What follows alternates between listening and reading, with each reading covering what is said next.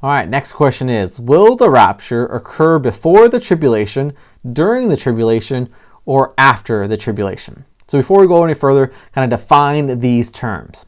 So rapture is a word to means to kind of to snatch or to grab, and is found throughout the Bible, but most notably in this view of end times and this rapture of the church is found in 1 Thessalonians 4:17. So if you want to read some more, read the verses before and after 1 Thessalonians 4:17.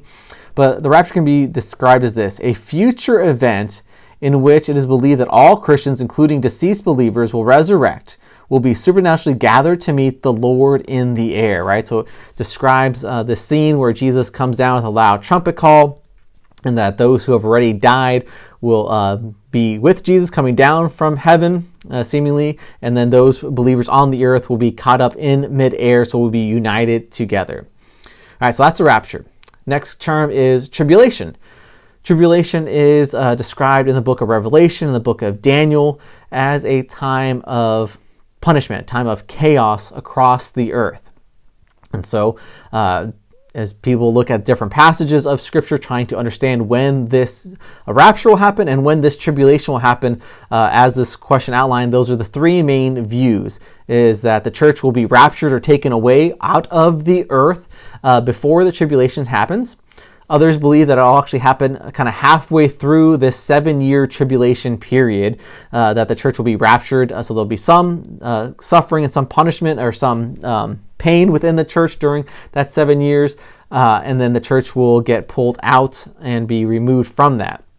The other view is that the whole church will be on the earth during this 7 years of pain and punishment, and then at the end the church will be taken away before reigning with Christ and enjoying all of eternity.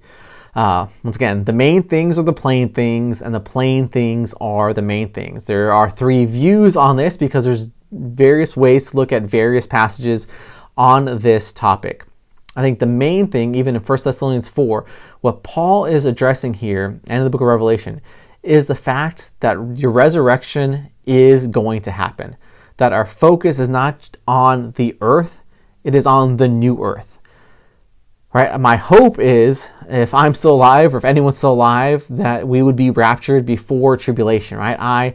I don't like pain. I don't like suffering. I prefer to have things go nice and easy, and so I prefer not to have to go through the difficult times as described in the book of Tribulation. So it'd be my hope that the rapture would happen before this point, but God has made his people suffer in the past and in the present, and if looking at the book of Revelation, it even describes, martyrs calling out, God, when will you bring justice on those who have killed the innocent in your name?